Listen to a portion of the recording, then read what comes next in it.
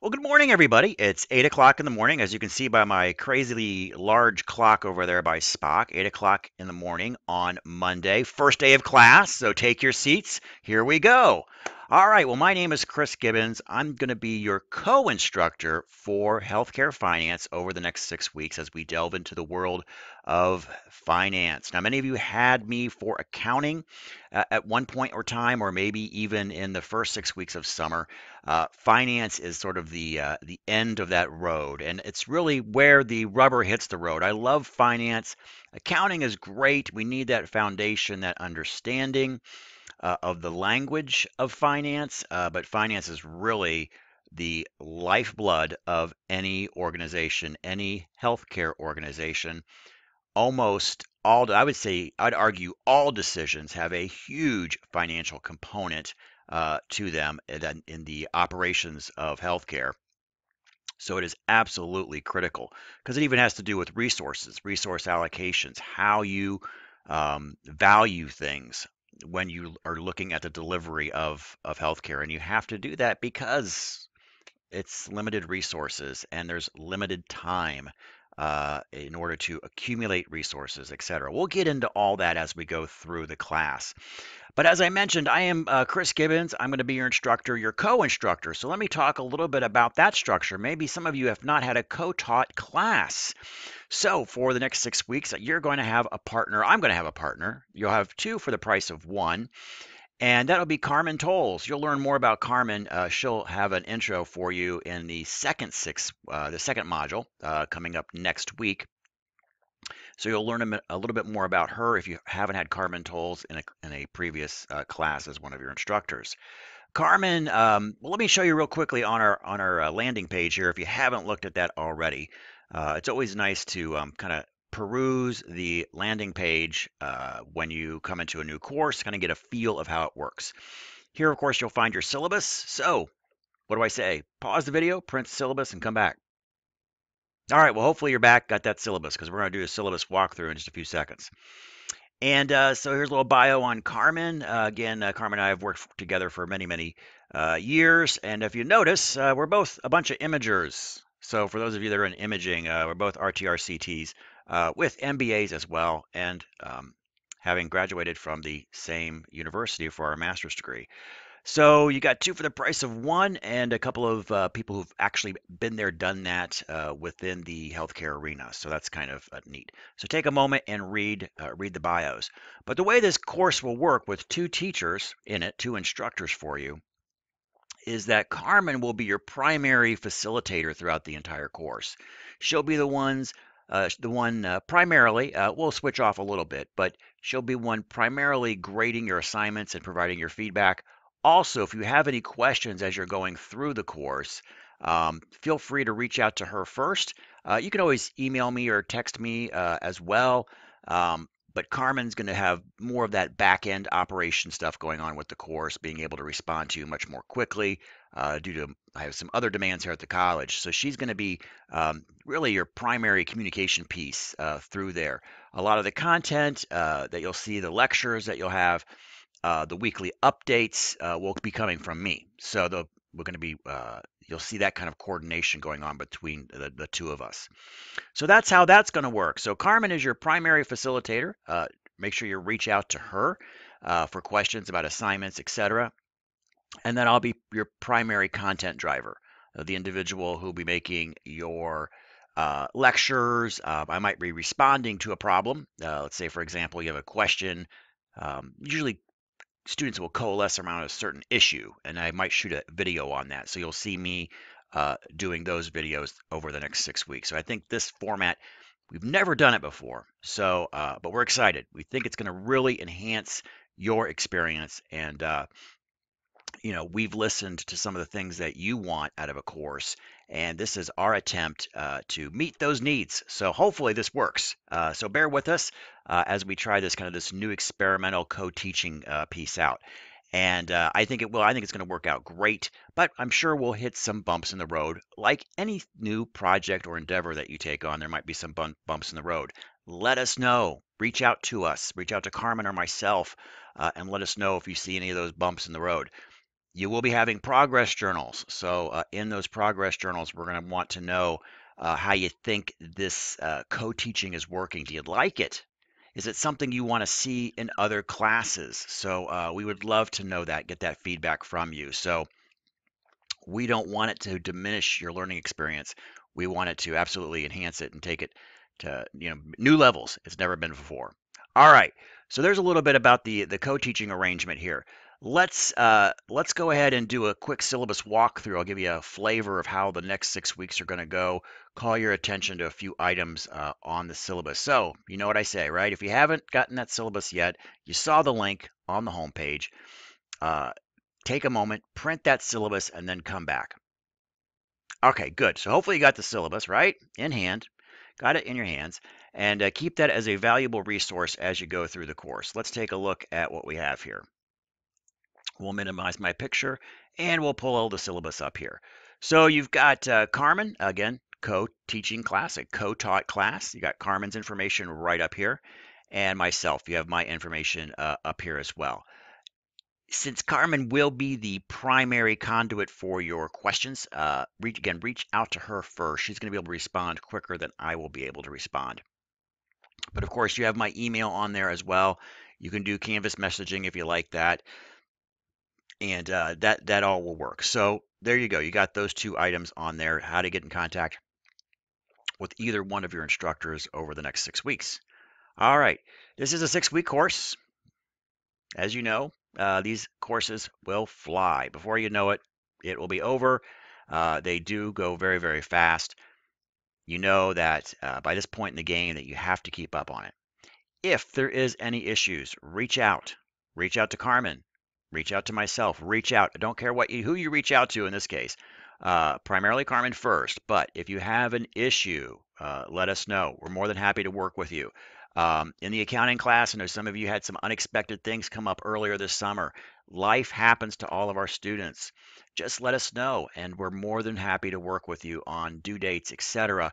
As long as we get everything in, get it in on a timely basis, and meet our learning objectives for this course, we're golden. Okay? You have your add drop dates on here. Of course, no one's going to drop because this is a great class.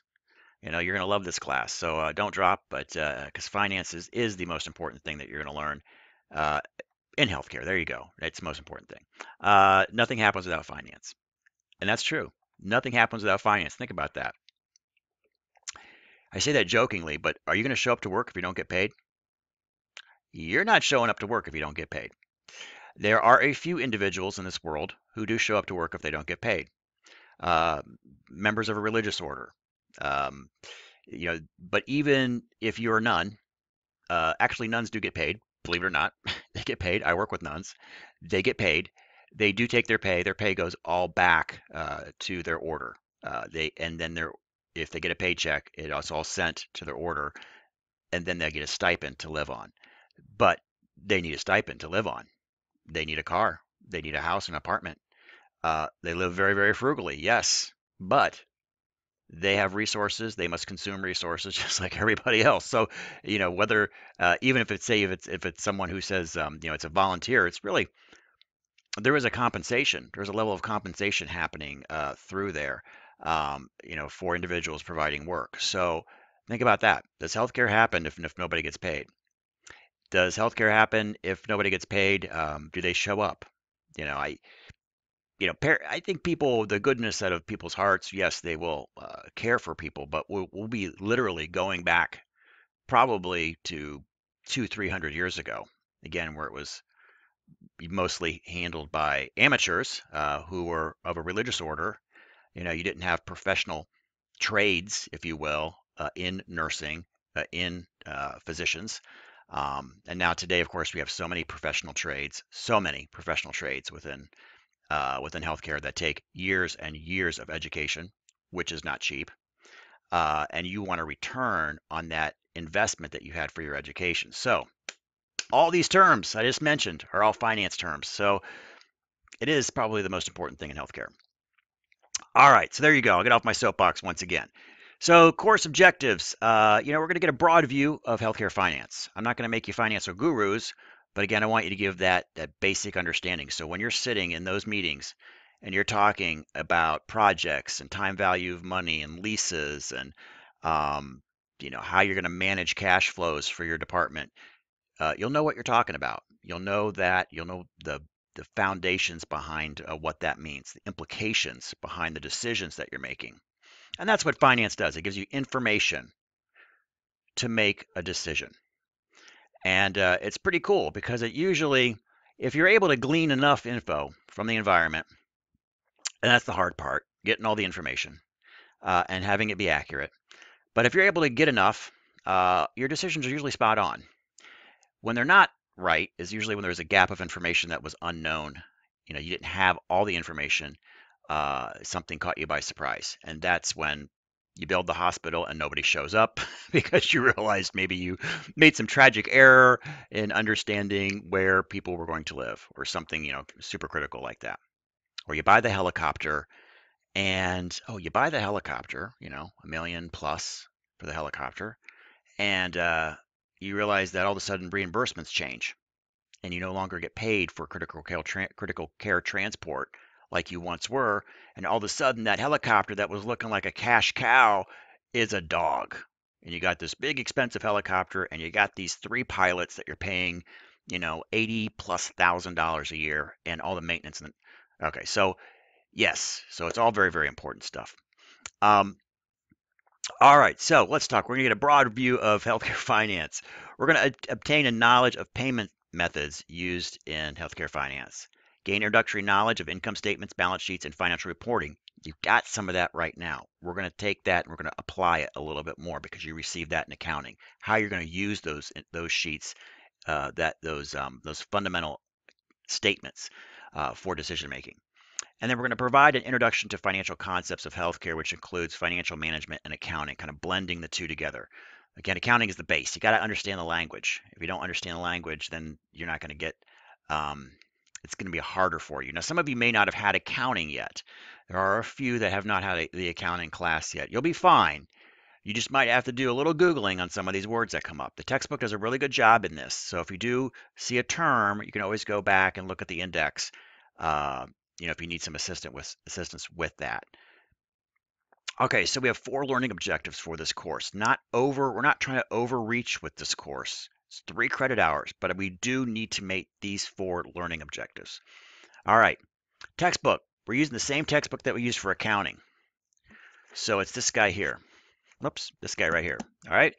We've gone through the first half of this book in accounting, and now we're going to go through the second half in the finance course. So hopefully you didn't sell that textbook, and we'll be using that over the next 6 weeks.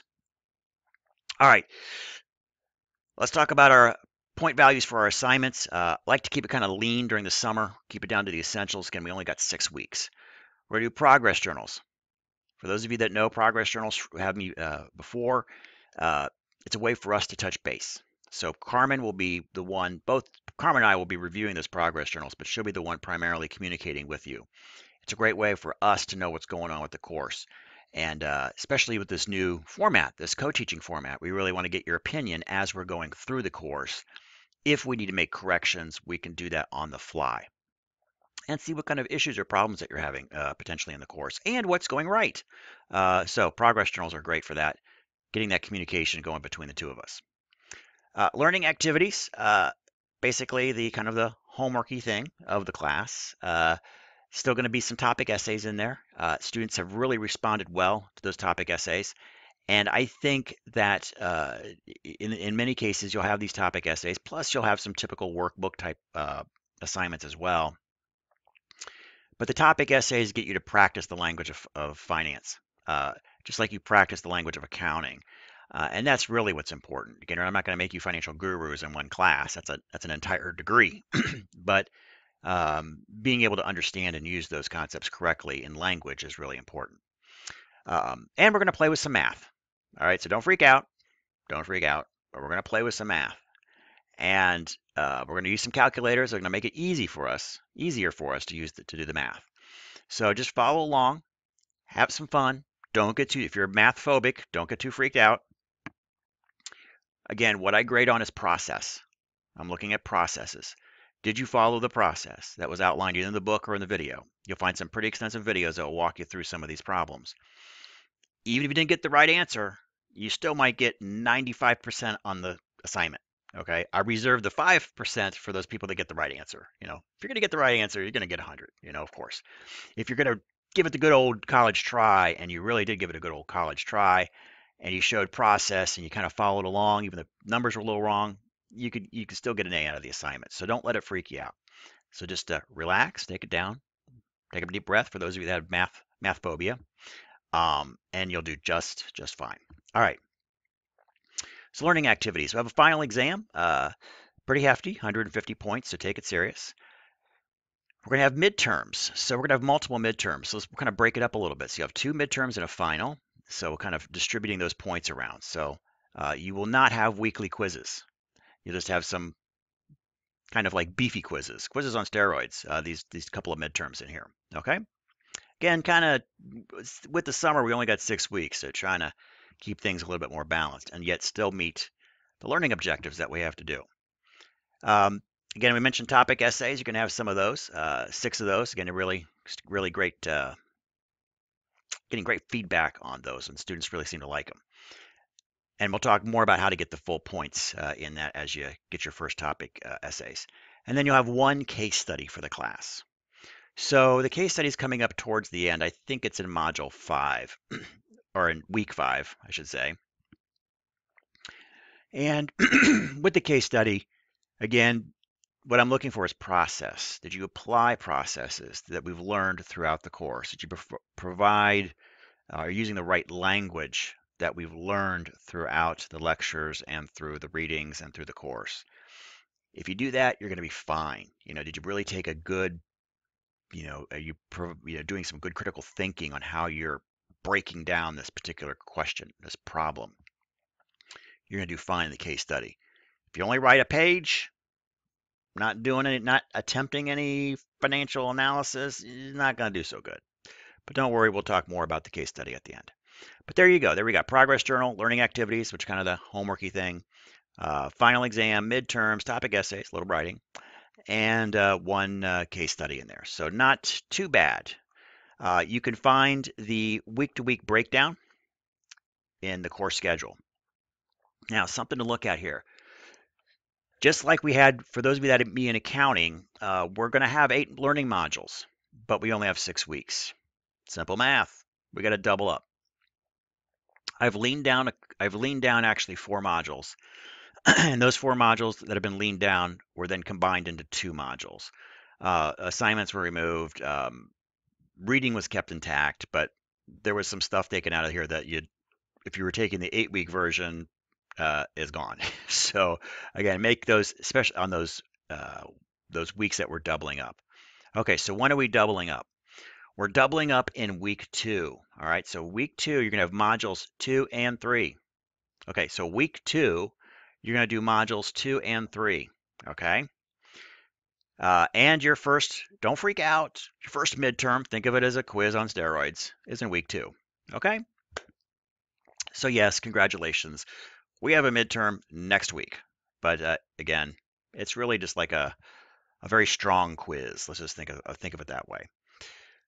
So, and then week 3, normal pattern, and then in week 4, we're going to do another double, and that'll be modules 5 and 6. Again, it was leaned down to make it more reasonable for you, and I think it looks really, really good. I even moved the case study due date down, so I think it all looks great.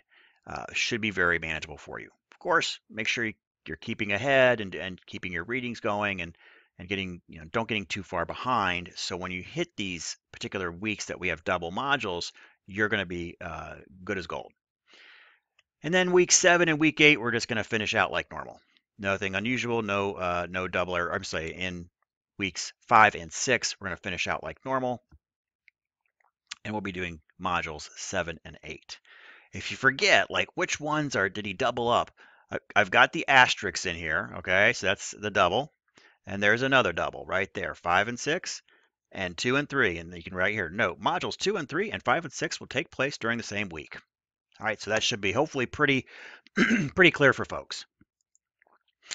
All right, so that pretty much covers our little walkthrough. Again, remember, if you have any questions, try to reach out to Carmen first. She's going to be responding more quickly to you in this kind of co-teaching relationship that we have. Of course, you can always reach out to either one of us. My response time will probably be a little bit slower, though. And I really hope that this co-teaching works out.